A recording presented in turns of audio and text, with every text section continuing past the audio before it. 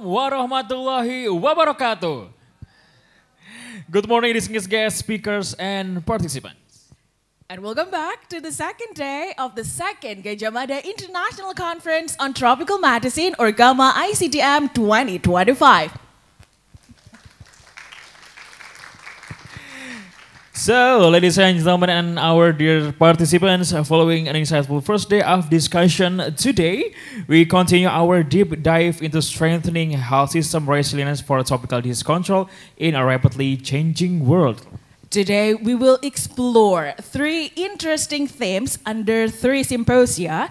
The third symposium will talk about global challenges in antimicrobial resistance, a One Health approach, and then followed with the symposium 4 that will talk about bridging the equity gap and ensuring access to innovation in tropical disease prevention and treatment for all. And the last symposium for the second GAMA ICTM 2025 will talk about the innovations in dengue control, bridging science, and community action. This year conference is being conducted in hybrid format, both in person and online. For in-person attendance, if you require interpretation support, please contact the organizing committee and our team will connect you with the available interpreters. For online participants via Zoom, interpretation services are available within the platform, so please select the appropriate language channel in the Zoom interface to access real-time translations. In this regard, we kindly seek your permission again for the organizing committee to capture photographs and video recordings for attendees for documentation purposes throughout the event. For the participants who attend offline in Faculty of Medicine, Public Health and Nursing, Universitas Gadjah Mada, after the event concludes, you are cordially invited to explore the facilities outside the auditorium, such as Wolbachia Experience Booth, the TropMed exhibition, and also the interesting one, the 360 Video Corner, where you can capture memorable moments and also the oral and postural presentation in the Grawiyata building. With this, we also would like to thank you, our sponsor for the GAMA ICTM 2025, Takeda Pharmaceuticals, ITS Science Indonesia, and GAMA ICTM 2025 is a part of annual scientific meeting, Faculty of Medicine, Public Health and Nursing, Universitas Gadjah Mada 2025. And also we would like to thanks to our media partner, Media Indonesia, Republika, Harian Jogja, Star Jogja FM, RRI, Bakri Center Foundation, and Kedaulatan Rakyat. Rima, let's start the conversation. This third symposium following yesterday, we already had two symposia, and this symposium will talk about the global challenges in antimicrobial resistance, a One Health approach, a very interesting topic, ladies and gentlemen. And this topic will be led by Dr. Yusuf Ari Mashuri. A brief introduction about him, dear ladies and gentlemen. He is a researcher at the Center for Tropical Medicine here, Faculty of Medicine, Public Health and Nursing, and also a lecturer in Faculty of Medicine, University 11 Maret, Indonesia. Without further ado, ladies and gentlemen, please welcome Dr. Yusuf Ari Mashuri.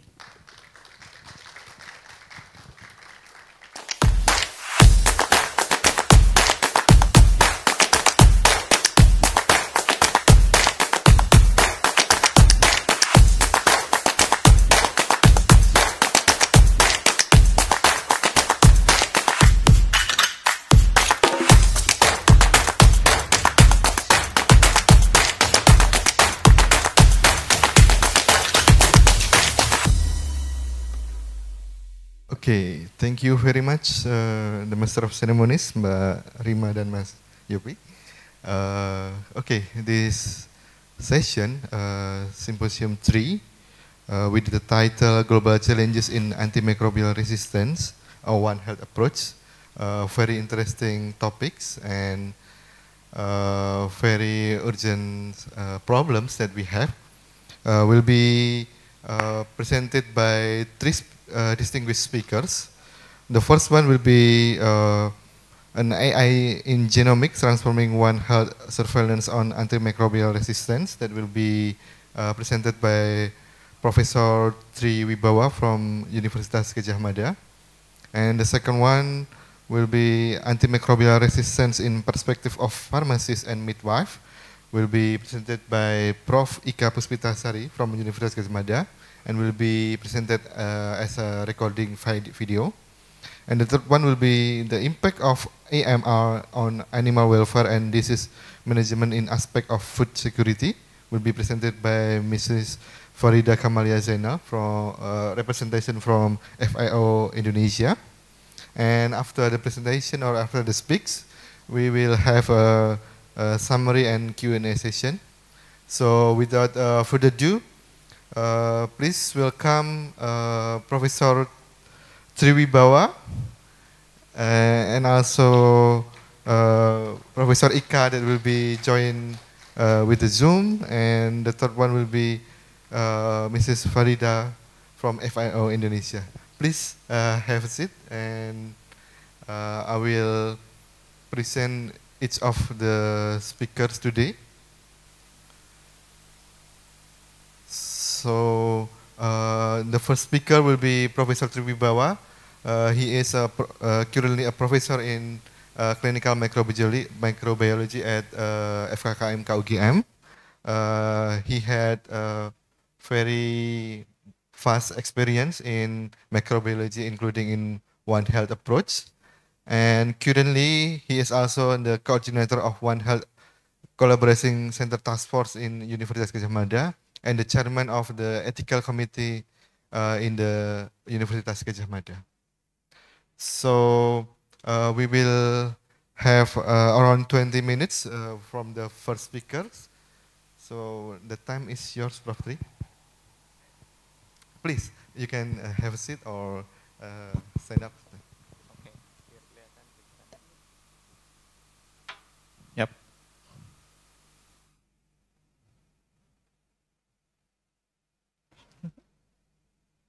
Mana? Ke arah sana. Okay. Yeah, thank you very much. Good morning. Terima kasih Dr. Yusuf for the nice introduction. Let me start with Assalamualaikum warahmatullahi wabarakatuh. Very good morning. And I'd like to remind us about the One Health concept first. As we know that the One Health concept is basically, we need to consider the health of human, animal, and environment in one entities. So if we want to have a human that is healthy in healthy condition, we have to consider also animal and environment. And then the second thing is that this One Health approach should be considered as interdisciplinary concept. So we need the collaboration, communication, coordination, and also building that is involving sectors, animal, human, and environment.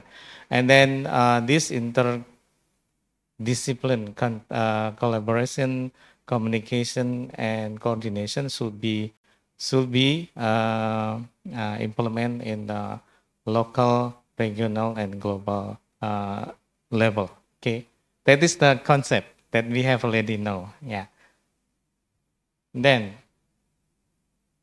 okay. So, what is the outcome that we expected if we implement the One Health approach? So the first is that we expect more interdisciplinary program in education, training, research, and also policy making.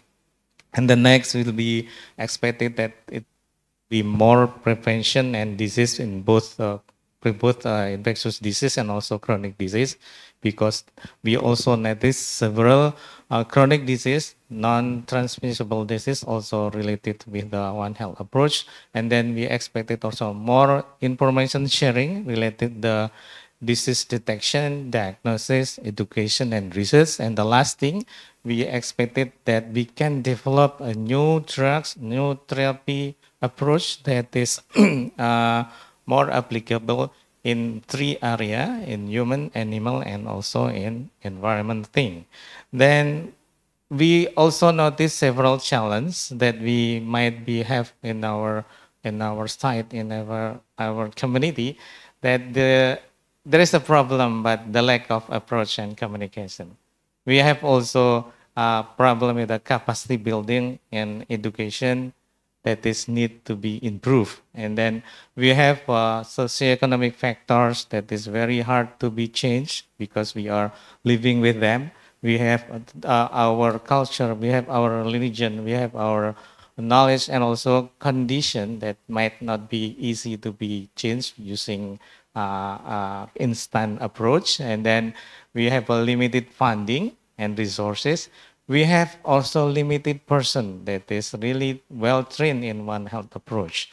The next that we have, we need to improve the governance, leadership, and also policy to facilitate the One Health approach implementation in several fields, several diseases, and also in our community. And the last thing that is going to be emphasized in our talk is that we need to improve the surveillance and monitoring, right? Thanks. So learning from this challenge, we need to boosting the enabler factors. We need to strong government. We need capacity building. We need a good coordination and collaboration. We need educate people. We need to prepare person that is really understand how to do One Health approach. Otherwise, they are going. We just want to say, yeah, we going to apply or implement One Health, but there are no people that able to implement in the field, for example. We need also strong partnership and collaboration among the stakeholders that we recognize, and of course, we expected financial support that we need to One Health implementation, especially for the antimicrobial resistance. Next. Okay. Then I'm borrowing this chart to just emphasize that the One Health approach also also need to be implemented in antimicrobial resistance, because, for example, in the human sectors, we recognize that antimicrobial evolution, meaning that we're talking about the evolution of the microbes here, is happen all the time. Nggak muncul anunya, lasernya nggak kelihatan. Yeah. And then also sebelumnya baterainya habis mungkin ya.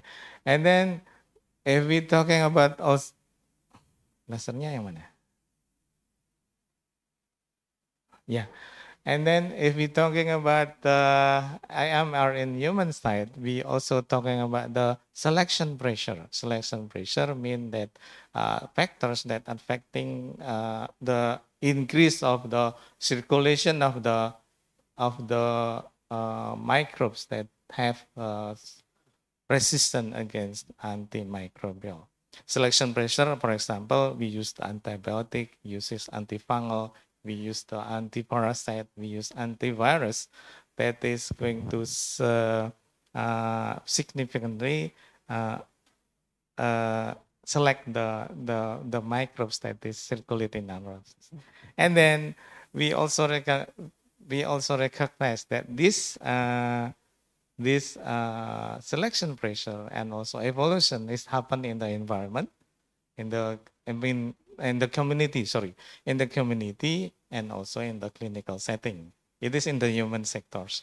In the community, for example, we recognize that almost 70% of the community pharmacy, for example, and near us is dispensing antibiotic without prescription, for example.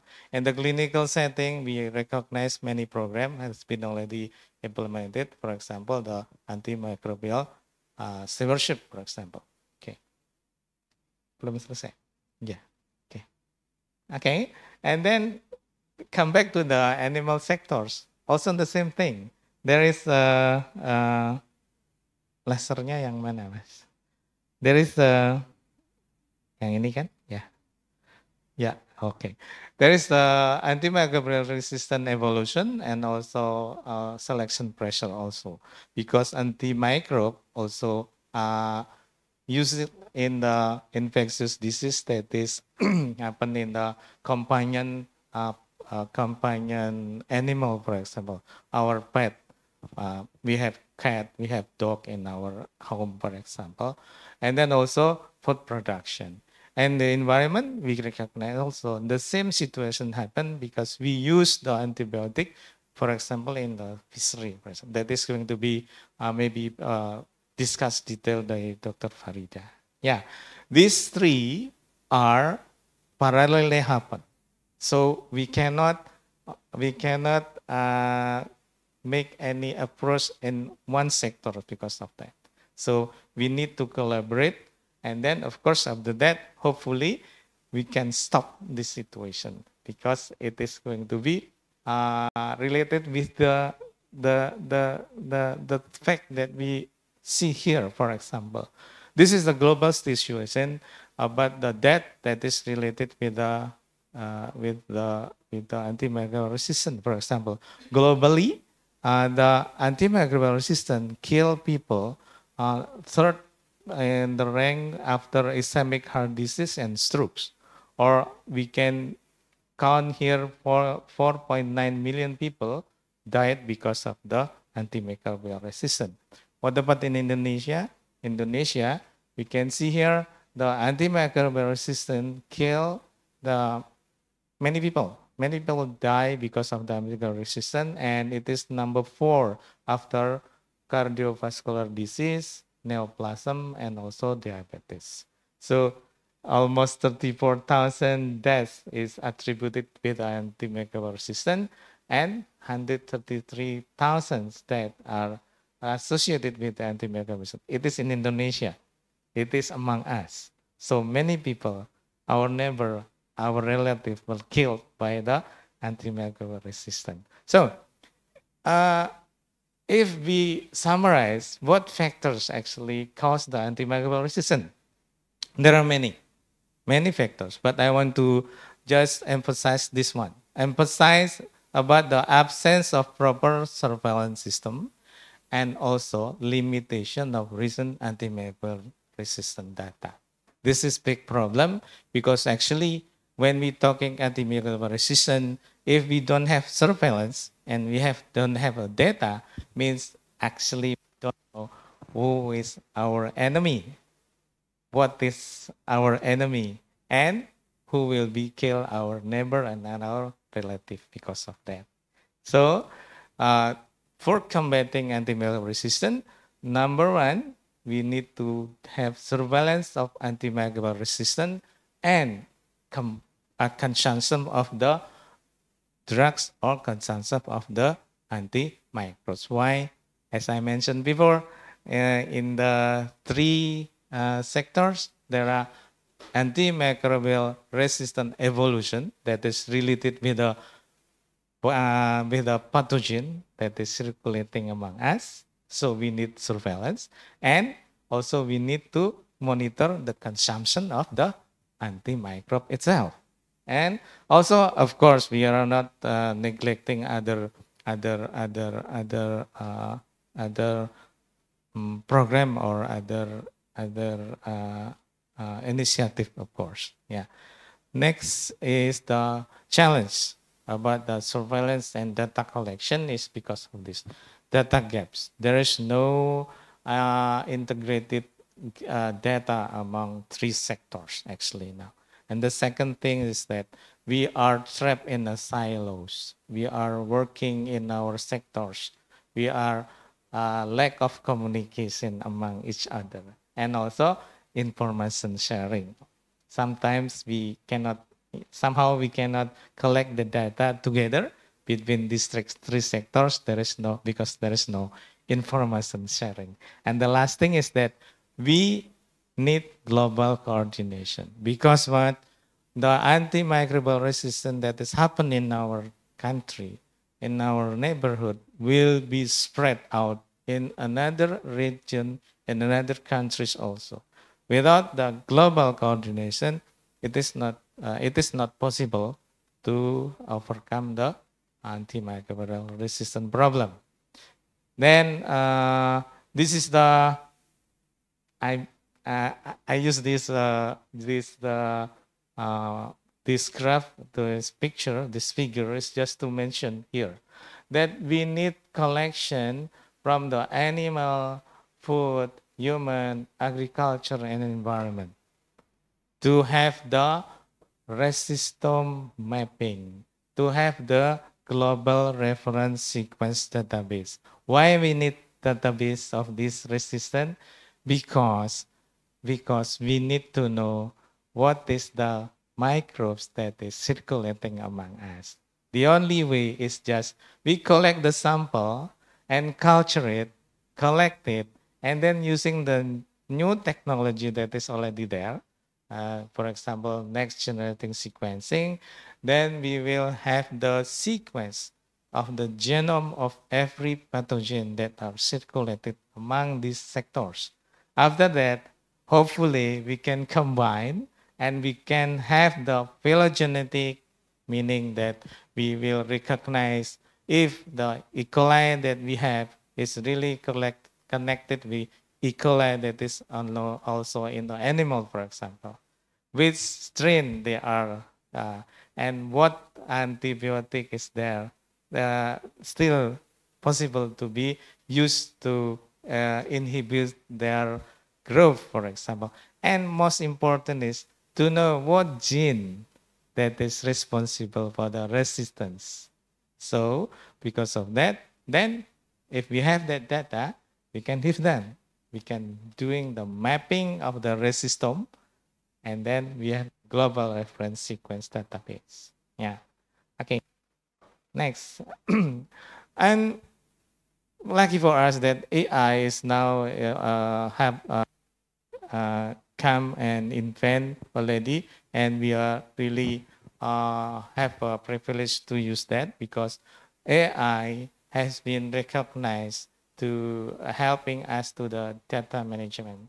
As if we're talking about surveillance, if we're talking about the genomic data, we need data management. And then lucky for us, AI is here because this characteristic, the 7 characteristic, is the one that is able to be to AI to help us, for example, for data integration, data security, data analysis, and then data storage, for example. Yeah, and these pictures, the next picture will just to emphasize that AI role in the data management of data, genomic data is really important. Hopefully, it is going to be help us to monitor the AMR among animal, human, and also environment. So, I think to borrowing this recommendation, this is how we may develop the surveillance system for the genomic, for the pathogen among us. Yeah, we use for example, yeah, the spoke here will be the site where I mentioned before collection of the collection of data from the animal, human, and food, agriculture, for example. The spoke here will be a hospital or poultry or other site, for example, in environmental site. And then we need also develop, we call it as hub, or maybe it's like a unit that is becoming a reference laboratory or reference unit. So in the beginning, we can just exchange between this book with the hub. For example, collection for the data for the susceptibility tests of the antibiotic, for example, and then using the data epidemiology data with the phenotypic data can be stored in the hub, and then they will analyze after collecting many spoke, many spot, many collecting data institution, for example, and then the next level will be maybe from this book will sending the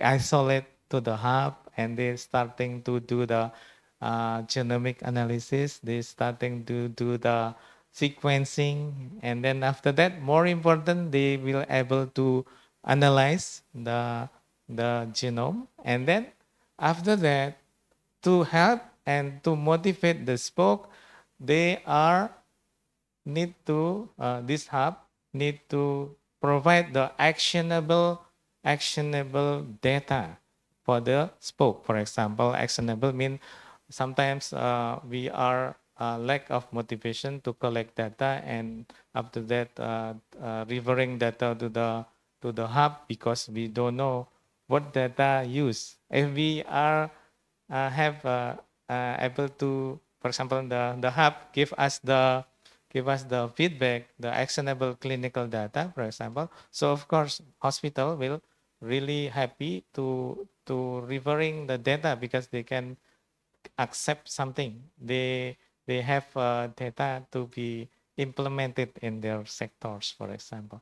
And then after that, after there is exchange of the genomic data, collecting data, actionable clinical data, for example, then we can start with a bigger attempt, bigger initiative. For example, we collecting the whole, and also the hub will train the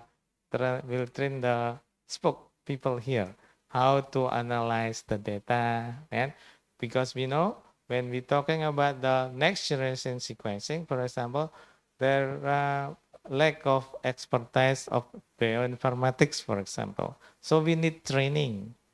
Bioinformatic analysis is not really easy, and we are lacking people about that. Then the next step will be the routine sequencing. After all the resources there, the machine is there, the system there, and also the people is available, then of course this book, the site where we collect the data, will able to automatically analyze themselves about the isolate that they are collected. So the last thing that I want to emphasize is that the antimicrobial resistance is really one of the One Health approach classic example to be implemented. The second is that the sharing data and surveillance of the AM should be implemented with the One Health approach. And the last thing that we need the global antimicrobial resistance monitoring network, especially to know the distribution of the pathogen, and actually we need to recognize our enemy. Thank you very much. Assalamualaikum warahmatullahi wabarakatuh. Thank you very much, Prof. Tri Baba, for very interesting presentation on in the relatively new topics, combining the data management from AI with the genomics analysis in One Health approach. But for the audience, please wait for your maybe questions and also discussions. We will have that after three speakers. So we will move to the second speakers. The importance also, the topics will be presented by Professor Ika Puspitasari. The topic entitled Antimicrobial Resistance in Perspective of Pharmacist and Midwife. So as at a glance for the CV of Prof. Ika Puspitasari, she is a current professor of clinical microbiology at the Faculty of Medicine, Universitas Gadjah Mada, and she is one of the like a pioneer or one of the expert in the pharmaceutical topics in Universitas Gadjah Mada, and she is the chairman of the Senate of Faculty of Medicine, Public Health and Nursing in Universitas Gadjah Mada, and also the coordinator of the One Health Collaborating Center in University of Gadjah Mada. So in this session, we will have a recording of her speech. The time is for Professor Ika maybe from the IT teams, please present the video. Thank you. Good morning, everyone. Today, I would like to sharing with you the antimicrobial resistance in perspective of pharmacists and also midwife. I'm a lecturer from Faculty of Pharmacy UGM and also a clinical pharmacist at the Academic Hospital UGM, as well as a member of antimicrobial stewardship program of Academic Hospital UGM. We will talk today about AMR prediction in 2050, which is, we always call it as a AMR pandemic. What about the antibiotic deployment versus resistance that they happen, the resistance faster than before, and then the surveillance system that developed by WHO. We can see here then that the comparison between low and middle income countries versus the high income, especially in the antimicrobial resistant value. And what about the community versus the hospital? Since some people say that community always have the less AMR value. We can also ignore about the multi-drug resistant microorganism that already come to our hospital. But the important thing also, we will talk about the antimicrobial stewardship program in midwife and also pharmacist perspective. We always remember the prediction that already published to our community stated that in 2050, there will be 10 million deaths because of resistant infection. This is, of course, also the high number compared to what we always read of cancer as a cause of the death. Not only our country, but also all of other nations will also impact by the AMR problem in 2050. That will be give the burden in the national financial in the health system. We always ask why this is very important that we have to learn about antimicrobial resistance. What's the specific problem in antimicrobial resistance or antimicrobial use compared to when we use other medicine? Here we can see that we always have two other sides. One is when we use antimicrobial in a high dose or overuse, and sometimes also happen when we use antimicrobial incorrect or misuse. We also face other problem of antibiotic use that we always afraid of the failure of therapy. But all this always cause the antimicrobial resistance, which will affect the population, not only the individual or the patient itself or the patient only, that we treat them with the medicine or antimicrobial. But when we use other medicine, we will try to limit the impact only in this patient. But this is quite different when we use antimicrobial. We always have the adverse drug reaction, especially in the resistant problem that will give the impact in not in a big population, not only in a regional, would be national, and worst thing happen also in the international setting. So that's why we need pay attention more when we face or we have to treat our patient with antibiotics. Since we know the deployment of antibiotic is already happened, say 1930s, but then we realize that from at the time, we will face the resistant problem not far from when the invention or deployment of antibiotic. For example, from the penicillin resistant, it is shows that after 3 years deployment, it's already resistant. The worst thing happen when we have the ciprofloxacin, ceftazidime, and also vancomycin. They will be resistant at the limited time after the deployment. So happen. What about the imipenem or carbapenem that we always use this is as our strongest antibiotic? Imipenem could be stable or so resistant after more than 10 years, especially because we try to make the restriction use of the imipenem. So maybe this is a way that we can store or we can keep our antibiotic to become less resistant with the restriction program. From the class, that the global surveillance from WHO stated that both of low, middle income, and also high income, they show that the proportion of patients with bloodstream infection, especially caused by MRSA, in both countries, they already also have a high number. Some said that in a high income country, they don't need to worry about the bloodstream infection caused by MRSA. And this is untrue because we can see both of the countries, they face the same problem, even though, of course, in our low and middle income countries, the proportion of resistant always double. But meaning that there is no country which is free from AMR problem. We always said that the community shows less resistant pattern when we compare with the hospital sources or hospital setting.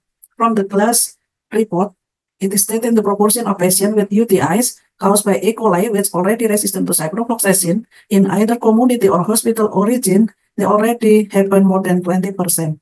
This could be some that we have to worry about because for the E. coli, if we treat them with ciprofloxacin, meaning that this is already as a second line of antibiotic treatment. We also have some research that we conducted in the primary healthcare in Yogyakarta for UTI. For example, here, most of them treated by cotrimoxazole, and only maybe around 50% they treated UTI with ciprofloxacin. In this setting, in our primary healthcare, it's already happened the emergence of Klebsiella pneumoniae and Proteus mirabilis as a source of infection in UTI in the primary healthcare setting.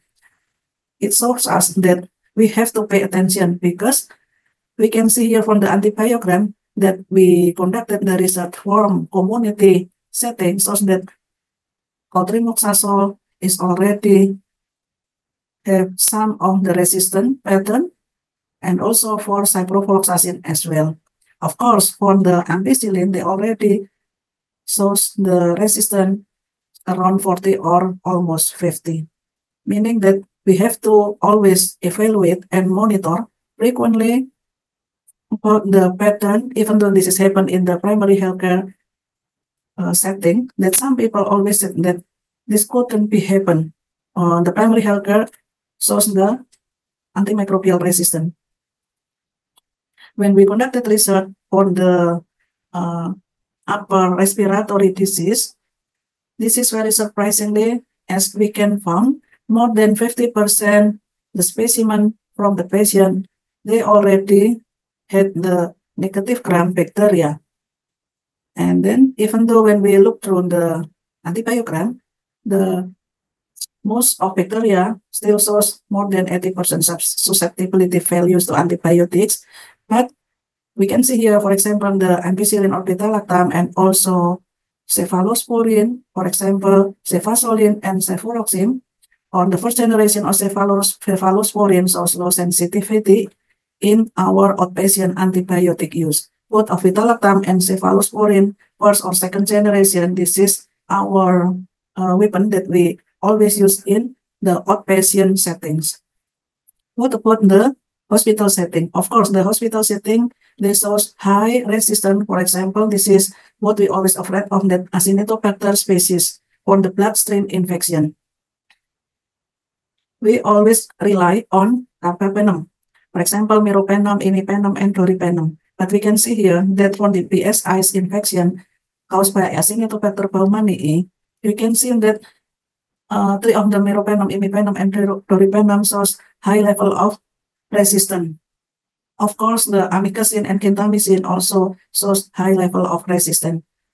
So we realize that now we face not only the MDR problem, but also we will have the XDR and also EDR problem. This is the result from our patient in 2024. We found almost every day carbapenem resistant Acinetobacter baumannii or CREB. We can see here that meropenem is already resistant. In one day, we also have 2 of bacteria. The first one is Acinetobacter baumannii XDR, you can see here, and also the other one that make us already face a big problem here, the Staphylococcus aureus, which shows the intermediate susceptibility to vancomycin. So when we already find our hospital have the CREP and also visa here, meaning that the hospital need to pay more attention in prevention infection control, not only in the AMR program, prevention program. And I think this program need to be a high priority in every hospital. This is our data from our hospital in 2022 and 2023 that we can see exactly here the MRSA is already increased, CREP increased, and also the Pseudomonas aerogenesa that already have the carbapenemasa. We will face very hard antibiotic choice for our next year. This is also our research that we perform from the diabetic infection food. Here we find that the Burkholderia pseudomallei colonized already shows the PDR, meaning that all of the antibiotic is already resistant when we give to test for the Burkholderia pseudomallei. Also the problem now, this is the biofilm formation. This is our research from ulcer swab for the patient from diabetic foot infection. It can show here on the arrow, we can see lots of thick biofilm formation, and the prevalence of biofilm is a significant problem from human health. Looking for the problem that we face today, so we need to strengthen our program in the antimicrobial stewardship program. As we know that antimicrobial stewardship program are interdisciplinary and typically involve all of us, physicians, pharmacists, control of infection staff, nurses, midwife, and other healthcare workers and support personnel. And this is the organization or healthcare system that wide approach to promoting and monitoring judicious use of antimicrobial to preserve their future effectiveness. And although nurses and midwives are the most consistent providers of care at the bedside, some don't realize that their involvement in the antimicrobial stewardship program has often been limited. Some countries also, like American, studies nurses and midwives as antibiotic first responders, as essential communicators, coordinator of care, as well as 24-hour monitors of patient status, safety, and response to antibiotic therapy. So that's why this is very important that in the pregnancy, antibiotic prescription is very common given to the pregnancy woman. This is because of the mastitis, endometriosis, perineal wounds, and also the sepsis in neonatal, and also all common infection requiring the treatment. Of course, the obesity also predisposes for women to surgical wound infection. So that's why midwife can promote antibiotic stewardship by minimizing the risk of infection and promoting compliance with antibiotic treatment. Midwives should therefore advise women on washing and drying hands before and after handling the neonate, toileting, and changing sanitary pads. This is the common activities that women always face, that this is the daily life of women that have the new baby. What about the role in midwife, especially in antimicrobial stewardship program? We know that babies should be exclusively breastfed for at least 6 months, according to WHO recommendation. Due to breastfeed infants are less likely to succumb to gastrointestinal infection, so the mother can avoid antibiotic exposure as well as the baby. In this setting, midwives may also minimize infection, so they can also advising the correct expression and storage of breast milk, and then how they can also teach how to safe preparation and also how to pump the breast with the safe and also sterile condition. After all, midwives therefore have a key role in helping to reduce maternal and neonatal infection with respect to feeding midwives practice in the hospital and should prioritize infection control in order to reduce nosocomial contamination by some of other ways which are compliant with effective hand hygiene, always using protective clothing and or equipment in the hospital, try not touch technique, and also effective cleaning practices including appropriate bed spacing, try to minimize hospital stay, and also doing efficient collection and dispersal of specimen for accurate culture and antibiotic sensitivity of microorganisms. Appropriate insertion, maintenance, and removal or indwelling devices such as cannulas and catheters. This is the study that try to identify the views of nurses and midwives working at the hospital toward their potential role in an antimicrobial stewardship program with the aim of developing future engagement strategies that would enable and support the nurse or midwife to take on a wider, more prominent antimicrobial stewardship role. They said that lack of knowledge or keeping knowledge up to date and also lack of adequate staff education and training, this is the challenge that they said they need to improve both of them. What about the pharmacist role? Pharmacist role shows in many countries that is very important because in some countries said that more than 15 under 60% of antibiotics are used without prescription. So that's why community pharmacists play a crucial role in the development and execution of antimicrobial stewardship programs in community setting. We all know that non-prescription use of antibiotic is always associated with inappropriate drug and as well as dose and duration on the treatment.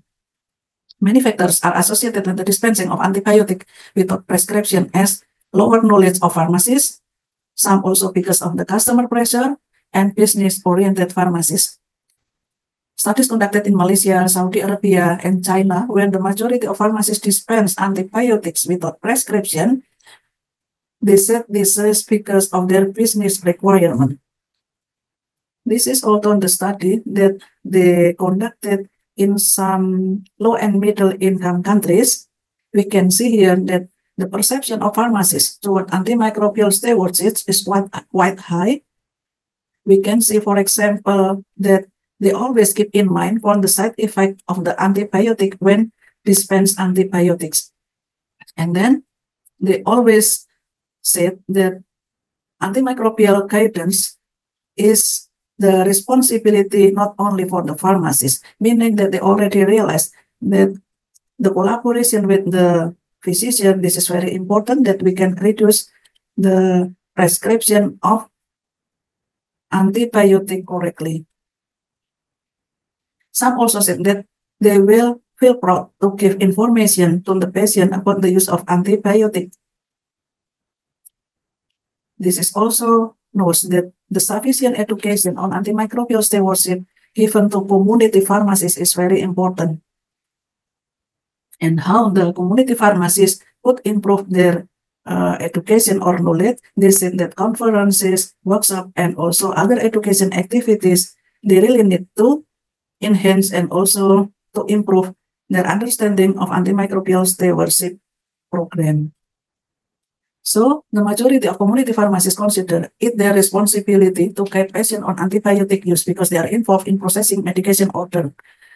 They said also that patient counseling during dispensing not only decreases medication errors, but this is very important also that improve patient adherence and then make the patient more compliant towards the regimen. A large number of pharmacists strongly agree that antimicrobial program should be introduced at the community level because that sufficient education should be provided to community pharmacists on antimicrobial stewardship program. They can use the conferences, workshops, and also other media to enhance or to improve their knowledge.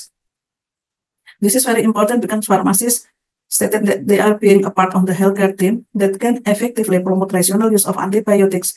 And so that's why they said that antimicrobial stewardship program should be installed at the community level because they really want to decrease antibiotic resistance. This is also the practices of community pharmacies toward antimicrobial stewardship. Lots of them is already in a high level, but some we can see here that what about the practices that already are done by community pharmacies? It still happens that lots of them already dispense the antimicrobial without prescription. This is the result of 2024 antibiotic oral use without prescription in Indonesia. we can see the national level is around 41. The very good level happened in Yogyakarta province, but we can see here that the value vary. For example, in East Java, even though this is still in the same island with Yogyakarta, they saw that the antibiotic without prescription that sell in some of the community pharmacies still high, more than a national level. Why this is still happen? Because we know the misconception about antibiotic still happen in our community. They said that antibiotic reduce fever faster. They said that antibiotic can improve our antibodies, and also they said that they feel comfortable when they have cough. They always give the amoxicillin. Some also said that antibiotic is good for muscle pain, even though the community pharmacy always try to remind them that this is the misconception of the antibiotic. Some of the patients still have the force to ask the antibiotic from the pharmacy for muscle pain. This is our study that conducted in 2019 about perceived benefit and barrier of antimicrobial stewardship in Indonesia. Perception factor that related to good practice regarding of the antimicrobial stewardship program in community pharmacies, maybe most of them shows the positive perception, except for this level that most of pharmacies are experiencing loss of profit due to antimicrobial stewardship program. For the activity related to antimicrobial stewardship program, this is very famous that effective communication between pharmacists and physicians is a core feature for successful program of antimicrobial stewardship program. This communication gap would be a possible reason for irrational antibiotic. For example, here that some of community pharmacies said that they won't contact for the doctor when they saw the inappropriateness, for example, for the dose of the prescriber. In a low and middle income countries, the challenge become higher than in a high income countries in implementing antimicrobial stewardship program. Education is considered to be an essential element to influence prescribing behavior and also to give the foundation knowledge that will enhance and increase the acceptance of stewardship strategies. Here also patient education was recognized as an important factor in the optimizing antibiotic prescribing. Moreover, improving awareness among patients would have a positive impact on the use of antibiotics. So that's why here we still face not a good result when community pharmacies educate patients on the use antibiotic and resistance-related issues, not in a satisfied value that we really want to see. Respondents who receive training were likely to have a good practice in antimicrobial stewardship program than those don't receive training. This is the book that already launched in 2021 for the antimicrobial stewardship program in Indonesia. Other studies that conducted with the Journal of Pharmaceutical Policy and Practice indicate that community pharmacists need more training to improve their knowledge and perception regarding the treatment of infection that don't require antibiotic. In addition, antibiotic resistance and antibiotic use training should be extended to undergraduate and postgraduate pharmacy students to prepare them for future practice. What about the strategy to improve appropriate antibiotic use in community pharmacies? Maybe this is my last file presentation.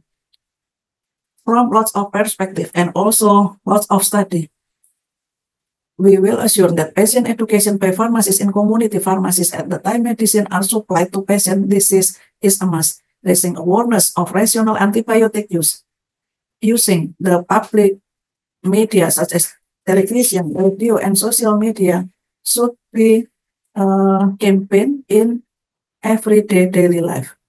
This is also important that raising awareness of rational antibiotic use among community pharmacies, among pharmacy students, and of course, providing regularly updated clinical practice guidelines to community pharmacies on the treatment of infectious disease always provide. And lastly, enforcement of regulation which prohibits supply of antibiotic from non-pharmacies and by non-pharmacies. We can wait until 2050. So that's why We have to act now, act together as a health professional to slow down the antimicrobial resistant pandemic. Okay, thank you. This is my last presentation. Give applause for Prof. Ika. Thank you very much, Prof. Ika Puspitasari, that had speaks for the topic antimicrobial resistance in perspective of pharmacists and midwife. So, Prof. Ika will be joining this session via Zoom meeting. So, in the Q&A session, she will attend, and also if you have any question for her topic, we will communicate with her, and then she can reply by Zoom. So the third session for Symposium 3 will be for Dr. Farida Kamalia Zainal, but prior this third session, I would like to give a correction for the CV of Prof. Ika. So there is a slight correction for the CV. So Prof. Ika is the professor in pharmacology and clinical pharmacy at UGM, and currently she is a lecturer in the Faculty of Pharmacy and also the AMR committee member at Sarjito Hospital and also Academic Hospital of UGM. And the current position of her is Director of Academic and Human Resources at the Academic Hospital of UGM, and also the Assessor of BAN-PT and Reviewer for the National Research Grants. Thank you very much. So without further ado, we will go to the third session of the Symposium 3 that will be presented by Dr. Farida Kamalia Zainal that just arrived this morning to Jakarta from Jakarta. So thank you very much, Dr. Farida. So she will present the impact of AMR on animal welfare and disease management in aspect of food security. So at first we have the genomic topics, and the second is about the role of the pharmacist and also midwife. So in the third one, we will cover the One Health approach for the animal and also food security. So Dr. Farida Kamal Zainal is the current Country National Veterinary Advisor at FAO Country Veterinary Advisor of the FAO Emergency Center for Transboundary Animal Disease, or in a brief, ECTAD Indonesia. And she was also the National Technical Advisor for Surveillance at FAO ECTAD Indonesia from 2015 until 2020. And also the National Technical Advisor for Market Chain for Surveillance at FAO ECTAD Indonesia from 2010 to 2015. So she has a very broad experience in the FAO. So without further ado, please welcome Dr. Farida Kamalia Zainal. Okay, good morning everyone. Assalamualaikum warahmatullahi wabarakatuh. Okay, good morning esteemed colleagues, students and participants. I just want to know how many of you that have a medical background or nursery public health in here? All of you? Good to know. And how many of you also have a background from the animal health agriculture? Only one, two. Okay, all three. And then how about the forestry? The environmentalists? Yeah. Okay, one? Okay, good to know. Because we will talk about the One Health. This is something that's only talked about by the public health peoples or the veterinarians or environmentalists, but this is something that we need to talk among of us. Every multidisciplinary, every sector need to have collective effort using this One Health approach, especially for the antimicrobial resistant threat. So my presentation is more focused this IMR within the agriculture sectors, particularly in how this is affected to the animal welfare and also for the disease risk management. No? Not working.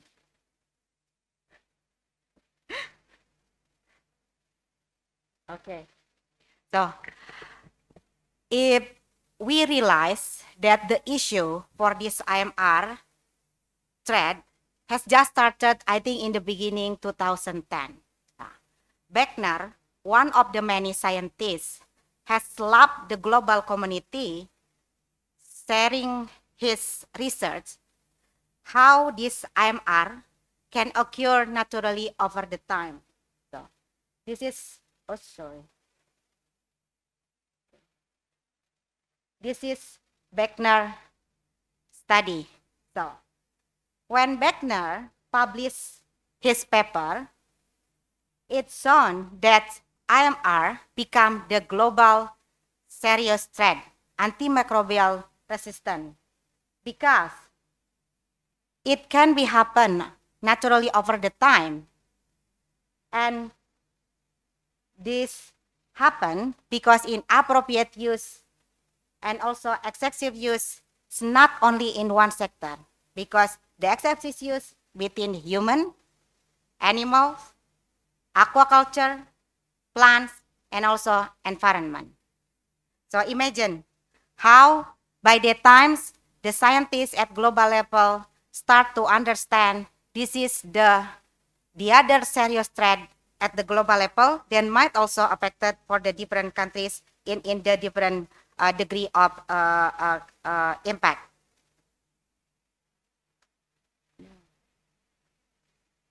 Mungkin ada yang bantu saja. I think I need somebody to ask it. Next. Okay. So within the production system, what is the driving factors for this antimicrobial resistance? For some of you that have veterinary or animal health background, since I think more over decades at the global or even Indonesia, the excessive production for the livestock, it's increasing, it's huge, it's massive, because this is increasing the demand of animal protein. People at the global level tends to be more eating more animal products, more the animal protein, because they want to also improve their social status, but also want to have more clever, smart, intelligent society is because from the animal protein, and it drops the increasing of livestock production. Once the livestock production is increased, it's also affecting to the intensification for this production as well. And many of these animals within this production will need the antibiotics to treat them when they're sick. But then they use this antibiotic also for the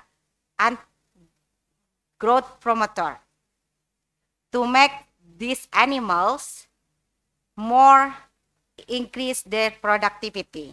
So the use of antibiotics in this animal production system, it's for increasing the production to treat the animal when sick, but also for the growth promoters.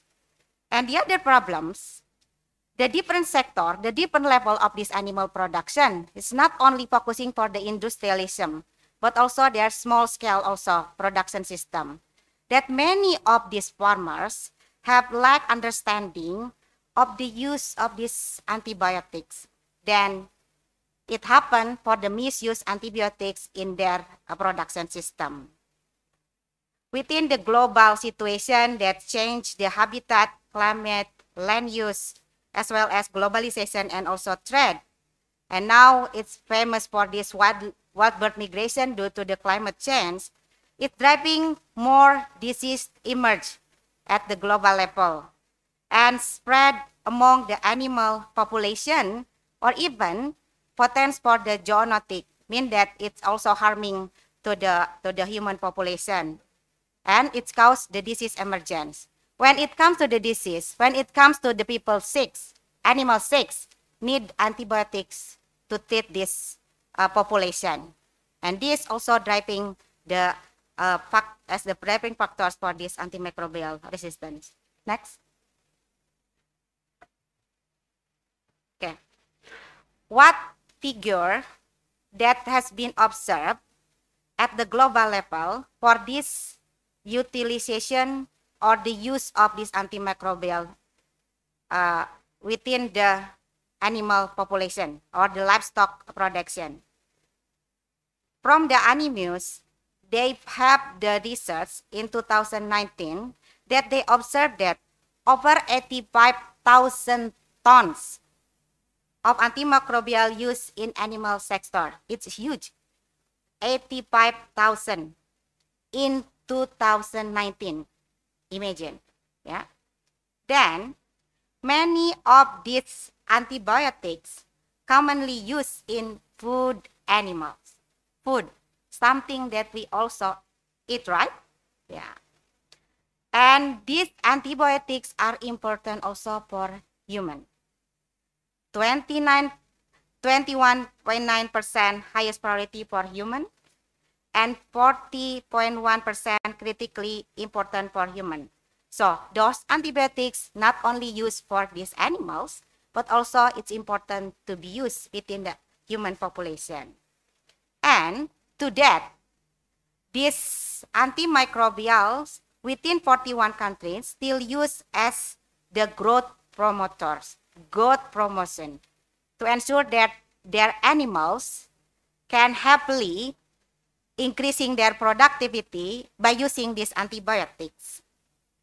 And up to this 80% these antibiotics consumed by animals are excreted non-metabolized. So imagine how this will be also impactful to our environment. Next. So, when the IMR spread, we can identify through many ways and can identify in humans, animal, fishes, food that's important for trade and for the commercialization, global trade, region trade, national trade, local trade, and also for the countries with excessive agriculture sectors, these antibiotics also can be found, this IMR can be found in fertilizer and agriculture outputs, soil and waters. This spread can be happen in many ways. When it starts using excessive use by the animals, and then it's also coming to the environment, and later also can also consumed by indirectly by human, and this can cause more IMR spread into the environment. So this when FAO try to identify what actually the most fatal antimicrobials that can be found in the environment, and we as FAO identified. So it's not only in the single sector. So it's not only found in the animal or in the human population or in the fish, but also we can identify many in our environment, especially within soils and also water. That's the most spreadable antimicrobial resistant in our population. Next. So when it spread, we just realized that it's causing more impact. First, impact in health is for the human health, especially for causing health issues. So when antimicrobial resistance happen, it's failure to successfully treat the infection. It will be prolong the illness and also causing more deaths in humans. As Prof. Yusuf said that it's many of the publication has said that this IMR also leading to the death in the human.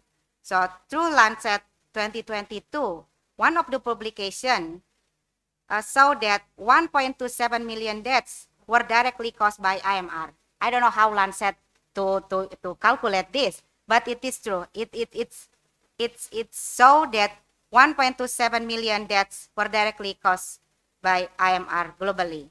And in Indonesia itself, it's identified within 2019, 133,800 deaths associated with IMR.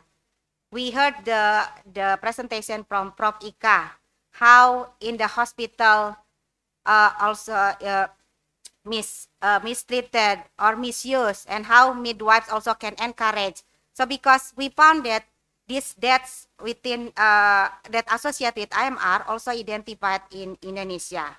And Indonesia now has the 5th highest mortality rate among 30 countries in South Asia, according to Global Burden of Disease data. This is not only related to the IMR, but also for zoonotic disease and other infectious disease. And it said that the death rate from severe infection caused by IMR is higher than COVID-19. You can imagine.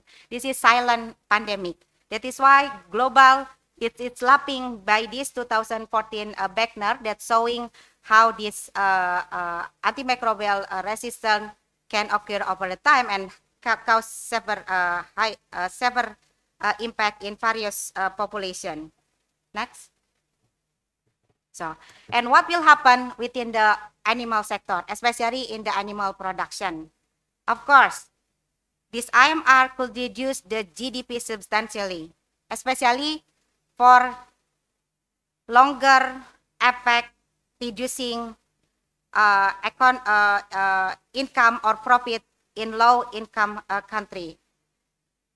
Indonesia try to move from the low in country to middle income. So if we are not tackle this IMR seriously, probably we cannot move to that level. It's because IMR also causing this economic impact in this the GDP. And when it impact to the economic, it also impact to the livelihood and also food security. People tends not really focus on how to eat proper food, healthy food, without residues. People tend to eat everything that will not consider the health issue, the food safety issue, or even food security should be in place. So this is also will be affecting more to the national income and also affecting to this GDP nationally. Next. So then what specifically the impact of IMR for the animal welfare and food security? This impact can be through different ways. First, when misuse and overuse of antibiotics or antimicrobials in the livestock production or in animal population, it will lead the antimicrobial resistance, as said by Beckner, can occur naturally over the time. Then, there will be no effective antibiotic that can be available for this animal population that needed to be treated. So, mean that many untreated sick animals. When it comes to the animal welfare, so it's not only human welfare. When animal cannot be treated, it's lowering or decreasing the animal welfare itself. Then, when decreasing the animal welfare, impacting to the negative to this animal welfare, of course, the productivity of this animal within the livestock production also will be affected, and it's decreasing the productivity. So when animal welfare has disrupted by this antimicrobial resistance due to untreated sick animals, so the production will be decreased, and it also threatening the food security. So we cannot have the food that safely can be consumed by human population from this animal's origin. In other way, when it's misuse and overuse of these antimicrobials, it can causing the residues spread through the food chain. So the antimicrobial resistance is not only the antimicrobial resistance itself. When it comes to the food chains, the other problem is about antimicrobial residues. And this will be spread through food chains and also the environment. So when we try to plant the rice as our staple food, And then it's very close to the animal production with misuse or overuse. This antimicrobial resistance will contaminate the environment, and also will be affecting to the plant, to these crops, and also to the water, to the soils. And then it comes to these food chains. Then our food will be containing antimicrobial resistance, but also its residues, and it's threatening the food safety. So we are in the era to live in harmony, like we want to back to the nature. But when nature having these antimicrobials in the environments, when nature having these antimicrobial residues in the environment, it's also threatening our food. So it's become a big problem for the food safety. Next. Then how to minimize the risk? As Prof. Yusuf said in the first presentation, we, FAO, as part of the quadripartite, consisting the members of the WHO, FAO, WOA, World Organization of Animal Health, and also UNEP, United Nations for Environment and Forestry. So we work together, ensuring the definition of this One Health to be happen, to be used, to be implemented, to minimizing this IMR. Because IMR is not my problem. It's not only animal problem. It's not only agriculture problem. It's not only human problem, but it's problem, all of us problem that need collective effort to reduce this IMR into our living world, ensuring that it won't impact to the food security, food safety, and also to further public health threat. Next.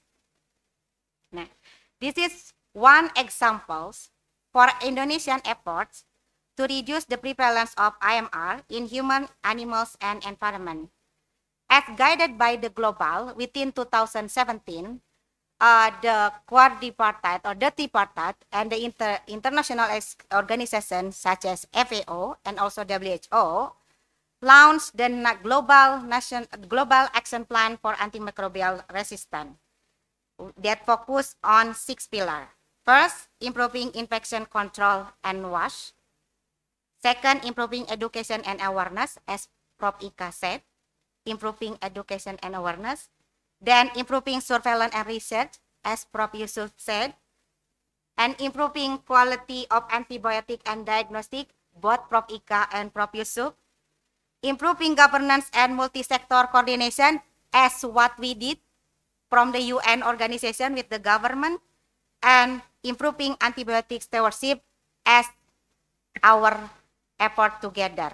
That's 6 pillars that globally and also nationally should be focused to reduce the IMR. And Indonesia managed to have this national action plan through the leadership of Coordinating Ministry of Human Development and Cultural Affairs, involving Ministry of Health, Ministry of Agriculture, Ministry of Education, Research Institute, universities. Many sectors in Indonesia came up with one agreement ensuring that this national action plan can be implemented. Next. Now, this is one examples how risk management for this antimicrobial resistance within animal sector, particularly in the animal production system. FAO Indonesia specifically has starting the pilot for the biosecurity since 2009, following the avian influenza outbreak in Indonesia. Then we use the biosecurity as part of reducing infection and effort for the prevention and control within this animal production population. Pardon, Doctor? We have 3 minutes. Okay. We try to introduce the simple and cheap biosecurity on farms that call biosecurity 3 zone. Next.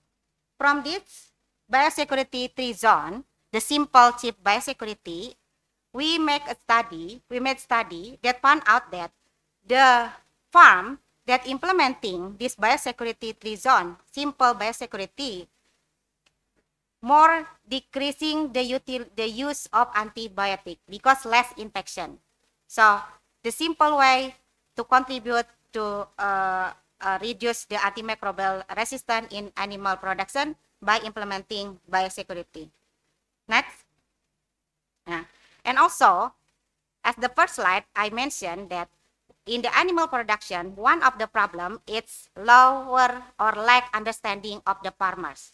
So then misuse and overuse of these antibiotics. So having engagement with these farmers to public-private partnerships and also a farmer field score as part of the private sector engagement, it's also the critical effort for controlling this MRD in animal production.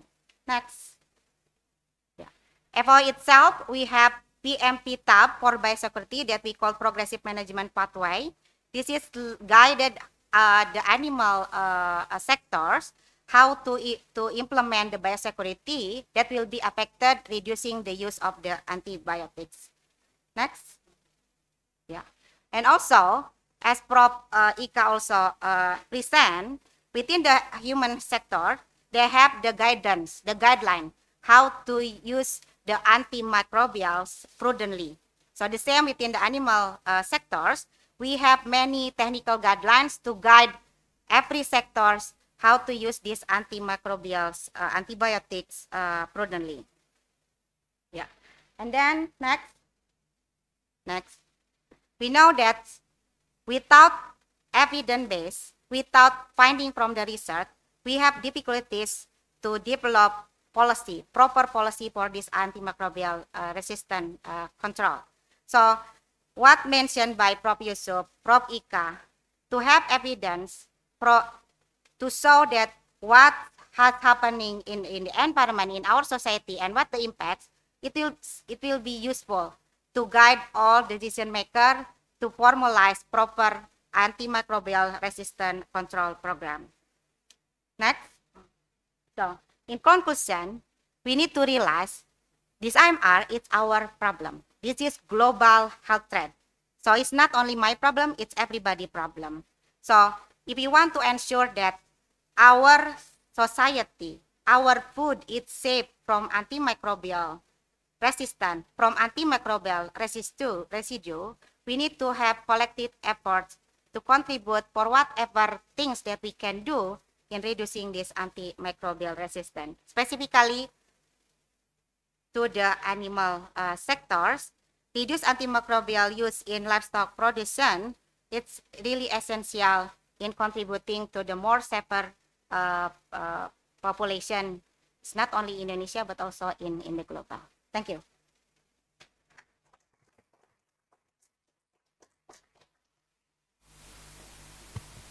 Thank you very much, Dr. Farida Kamalia Zainal from FAO Indonesia.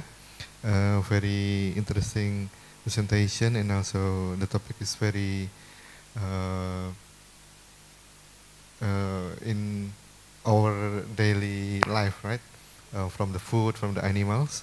So in the next session, I would like to summarize the three speaks from the three speakers. We start with the genomic in surveillance of AMR. Prof. Tri mentioned that the AMR is a global burden of the world, including the silent pandemics, and the importance of the surveillance is very crucial. And the surveillance is not only how the AMR happens and how the pattern of the AMR, but also including the genomic patterns, and it can be, fortunately, in today's settings we have the AI, so it can be facilitated with the AI, including in the data collection, analyzing the data, and also represent the data with the summary of the microbial resistance. And the second speaker, Prof. Ika, mentioned that the importance of the midwife and pharmacist role in the tackling of AMR. She mentioned a lot the number of AMR in the not only clinical settings but also in the community settings. And she mentioned about the midwife roles, including the prevention of infections, including washing hands and also having a hygiene for the baby and also child. And also the role of pharmacists that very crucial in very frequent session happen as a first contact of person who are sick, and also the challenge of the pharmacists, including the business pressures and also the consumer pressures to prevent the dispensing antibiotic without prescriptions. And also mention about the importance of collaboration. So it's not only the doctor who prescribe the antibiotics, but also person who handle, who then dispense the antibiotics to the patient and also community. And the third speaker, Dr. Farida, mentioned the one that last but not least, the IMR in the food and also animal sectors, that it's also happen in the animal and also food sector. And the impact is not only for the animal itself, but again, it will be having the snowball phenomenon to the community, to us, that maybe consume the food and also consume the animal that already introduced with the antibiotics during the grow in the livestock settings. So that's the importance of the animal welfare and also disease management for securities. And Dr. Farida also mentioned the importance of collaboration, importance of coordination, and also importance of the funding to tackle the AMR. And fortunately, we have already in 2024 the release of the National Action Plan for tackling the AMR. So hopefully we can implement that plan into our settings, not only for the doctor setting, not only for the clinician settings, but also for the environment settings and also for the animal settings. So that's the summary of the symposium 3 sessions. The next session will be the Q&A sessions, and we just have information. Unfortunately, Prof. Ika cannot join in the Zoom meeting due to the conflicting agenda. She just accompany Dr. Budi Gunadi Sadikin, Minister of Health. So we will have the Q&A sessions both in the live and also in the Zoom meeting. We will have the first session first. We invite all of the attendees to raise your hand if you have questions. 3 questions first. So yeah, we will have one from there, and then second will be over there, and the third will be from the back. Please mention your name, and you have if you have affiliation, please also mention the affiliation, and then you can raise your questions. Thank you. So we can have like a microphone. So the first one will be the ladies with the blue hijab over there. Yes, please. Cek. Assalamualaikum warahmatullahi wabarakatuh. Saya Maria Ulfa dari Universitas Indonesia. I am curious about antimicrobial resistance in food and agriculture, and also about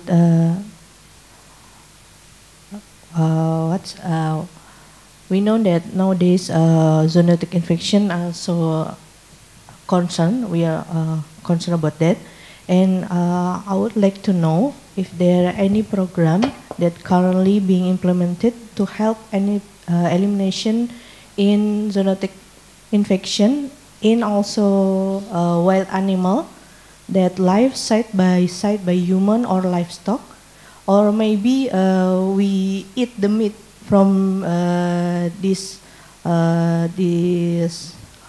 wild animal.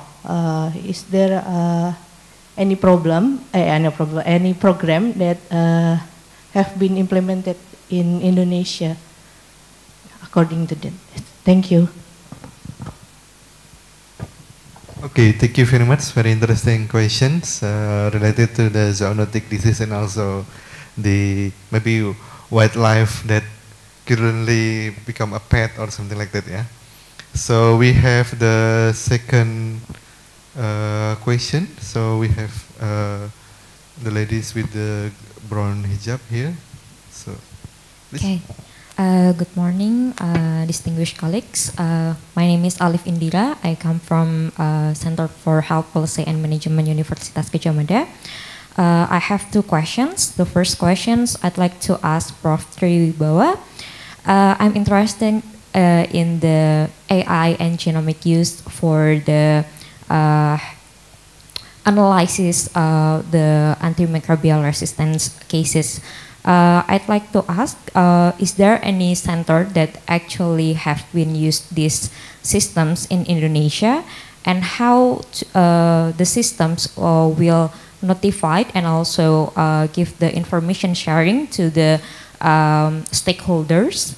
Since you have mentioned before that one of the challenges in the antimicrobial resistance One Health approach is the silos in the sharing information. And the second questions for Bu Farida, I'd like to know, with the approach of the biosecurity that you have mentioned, how the information, the notification system, and also the early detection in the biosecurity can works, and the information can be spread to the human health and also the environmental health. That's all. Thank you. Okay, thank you very much, Ms. Alvin. We have two questions here. One for Prof. Tri and the second for Dr. Farida. So the last question from the first session, we have Miss from the back, please. Good morning for the participants and also the speakers and the honorable and the moderator. My name is Salisa. I'm from Medical University of Universitas 11 Maret. Actually, my question is in line with the first question, and I would love to direct this to Dr. Farida. I would love to hear your thoughts on how we as individuals can reduce indirect antibiotic consumption through animals and the environment. Are there any dietary choices that could help with this? Maybe would reducing meat consumption or adopting a vegetarian diet be beneficial, or are there other effective approaches? And then additionally, could adjusting antibiotic drug use in humans play a role in lowering the risk of AMR? I appreciate any insights you can share. Thank you. Okay, thank you very much for the last question. Again for Dr. Farida.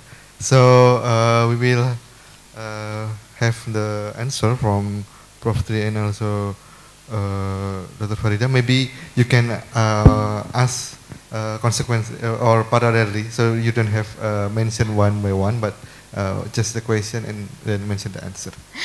Yes, thank you for the questions. I think I have two questions from the participants that mainly focus how as individual we can contribute to in reducing the antimicrobial resistance.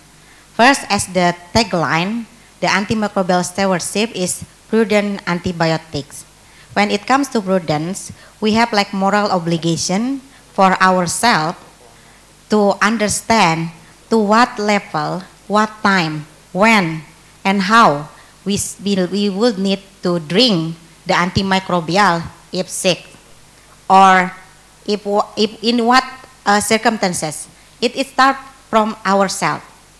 When we realize, when we implement that's prudent things as individuals, I believe that it will be also disseminated directly and indirectly to our society, to our family. So we have the moral obligation to talk to our family member, to our community, to prudent use of these antibiotics. There's no harm to use the antibiotic, but it should be prudent. That's the tagline how we can contribute as individual to on this antimicrobial resistant control, and how this also related to the diets. My presentation seems scary, right? Seems that we cannot eat the animal protein, but also we afraid to eat the veggies, right? Because the AMR also will be contaminate the environment. There's not that horror. So, what things that government and also the global society put the effort is to focus on these 6 pillars that I mentioned. So, within that 6 pillars, that's many work that currently doing and continue to do, ensuring that we will be more safer eating the animal food origin from this antimicrobial resistance and its residues, or even for these veggies, for the plant, for the crops, or even when we drink our water, who has guarantee our water doesn't have the antimicrobial resistance or residue? None, right? Yeah. But then it's back again to our moral obligation. Start from the prudent, and then in the end, all the global effort, all the national efforts that reflected the National Action Plan for Antimicrobial Resistant Control, it can be implemented properly. It should be actionable. Everybody should contribute for this AMR. So if one sector is neglecting to contribute for this AMR control, the overall AMR control will not successful. So that is why since the beginning I asked how many of you from medical, how many of you from the vet or animal health or forestry, because this is the collective effort.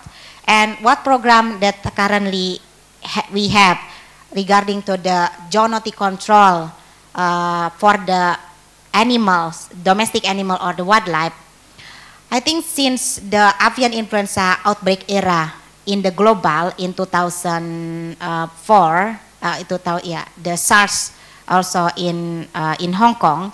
So the collective effort has been implemented and continue ongoing. If you can explore called the global health security, that's mandate of the national health security plan and also global health security plan.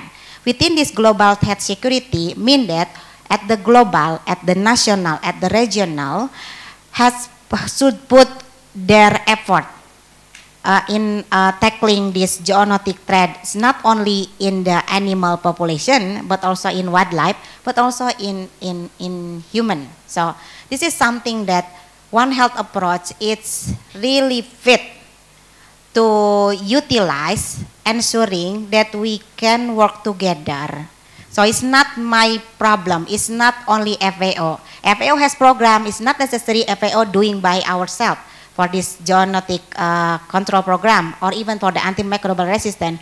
It should be together, work together with WHO, with UNEP, other international organizations, even for all researchers. Remember, for the AMR tagline in control, globally and nationally, focus on 6 pillars.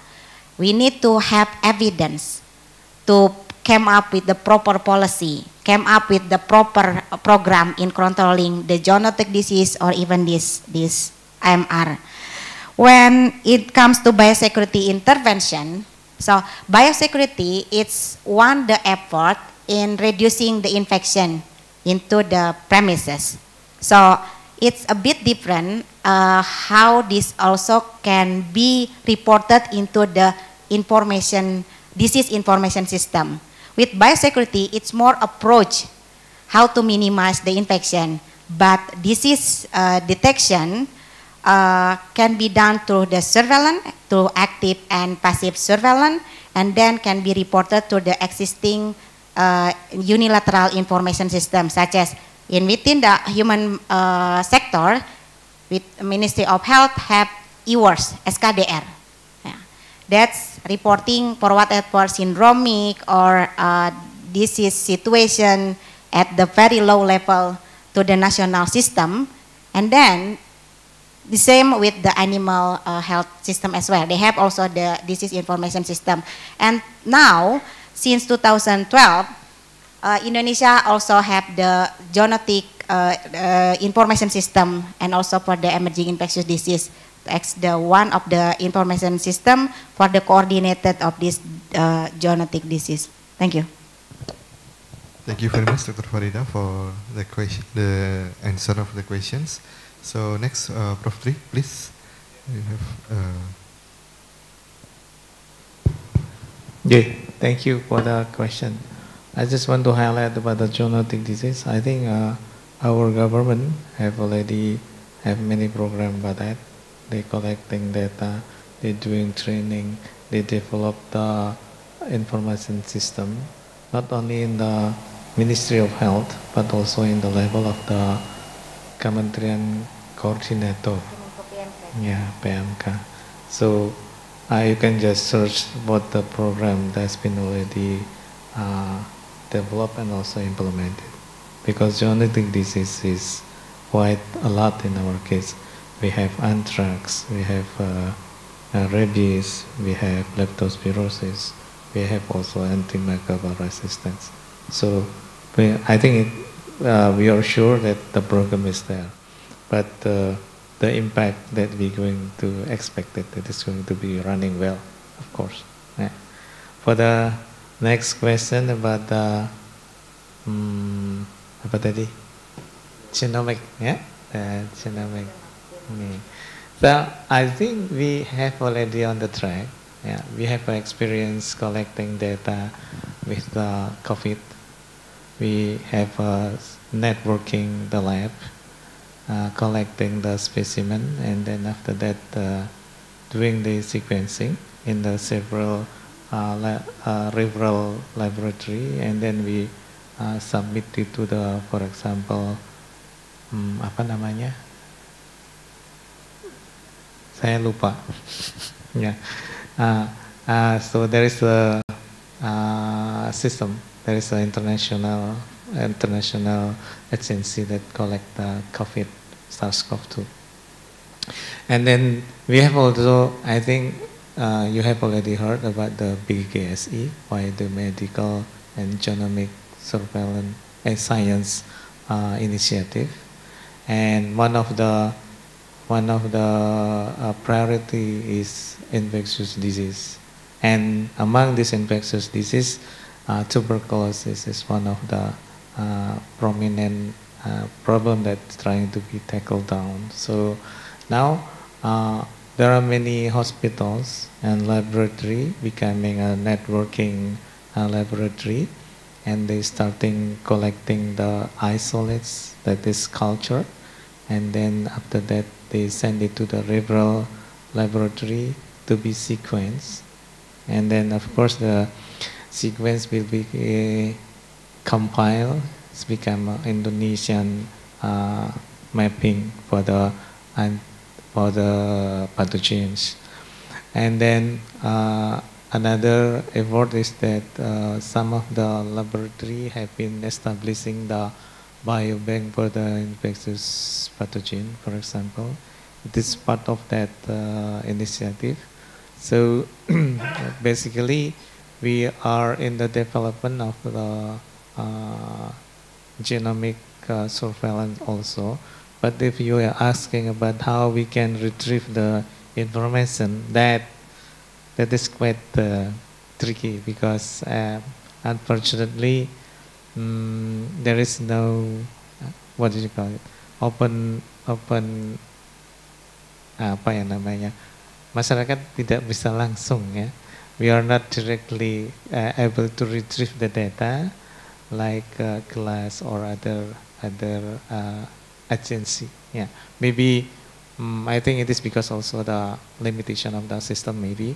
So hopefully maybe 1 or 2 years after this, then we can retrieve the data freely, or at least we can submit it protocol and then asking for them to be. And the director of this PKSC, they see guarantee that if we submitted protocols asking for data with a scope, particular scope, then they are likely to share with us to be analyzed and also to be to become source of data of our research. That's I just met her when when she presented her talk in, I think in one of the seminar that is held by the bioethics research last time. Yeah, thank you. Yeah. Okay, thank you very much, Prof. Tri, for the answer. Hopefully it can give more information. So, unfortunately, our time is up. So this session will be end by the Q&A sessions. Thank you very much, Prof. Triwibawa, Prof. Ika, and also Dr. Farida for giving a very interesting speaks. And I would like to close this session with the one word that maybe encourage us. So together with the collaboration, we can tackle the AMR problem in Indonesia and the world. So give applause for all of the speakers. I will give the times and floor for the Master of Ceremony again. Thank you.